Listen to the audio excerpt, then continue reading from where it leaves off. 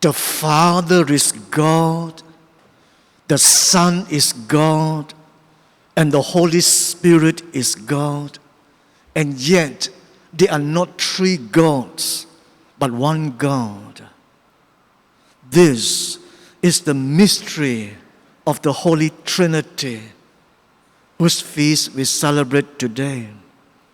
In arithmetic, we say 1 plus 1 plus 1 equals 3. But with our triune God, 1 plus 1 plus 1 equals 1. The doctrine of the Trinity summarizes the central truth of Christianity, that we are saved by God through Jesus Christ, by the power of the Holy Spirit. And why do we believe God as Trinity? Simply because Jesus revealed it to us. Just before he ascended into heaven, he commissioned his disciples, go and make disciples and baptize them in the name of the Father and of the Son and of the Holy Spirit. We don't find this in the Old Testament. So the first person is the Father. He is called Father because he is the source of life for the Son. The second person is called Son because he receives his life from the Father. And the relationship of the Father and the Son is the perfect, loving relationship, loving each other with an eternal and perfect love. And this love is so perfect that it produces another person, the Holy Spirit. So, everything comes to us from the Father, through the Son, and we receive it by means of the Holy Spirit. We in turn returned our love to the Father through the Son, and we do this by means of the Holy Spirit. Okay, to understand the mystery of the Trinity, one of the best modern analogies was given by a professor of physics. We can imagine the sun out there. It's about 150 million kilometers away from us. The rays come from the sun. The heat or the warmth comes from a combination of the sun and the rays. The Trinity is something like this. God the Father is the blazing sun. The sun is the rays He sent down to us. Then both combined to send us the Holy Spirit, who in this context is the heat. Okay.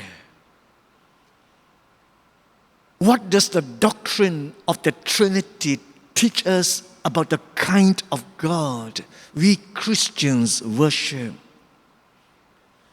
The God that Jesus reveals to us is a community, a loving communion of persons.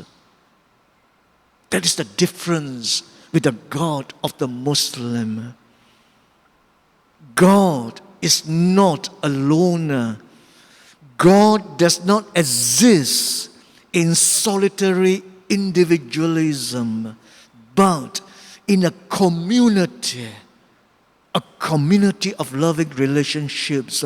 Three persons, Father, Son, and Holy Spirit, each of whom is entirely unselfish, totally self-giving, and each of whom is a real person only in loving relationship to another. They are one, equal, and united. Okay. Secondly, what does this doctrine of the Trinity teach us on what it means to be a human being made in the image of God and how we should live? The very nature of the Trinity calls us into a life of unity and loving relationship. Sisters and brothers, this longing for unity and loving relationship is a sign of the times. Humanity is longing, is searching, is working for unity, for communion. So in our church, BEC is a response to the signs of the times for community. The loving communitarian life of God tells us that we are created for loving relationships. We are created out of love to love and to be loved. That means we human beings are inherently relational and social by nature. Why? Because love can only be experienced in personal relationships. Sometimes we may feel that we want to be free from God, from His fatherly commands, just as a child or children sometimes yearn for independence from parental control, but deep down, that may not be what we really want, the so-called autonomy. No, actually deep down, we want to belong.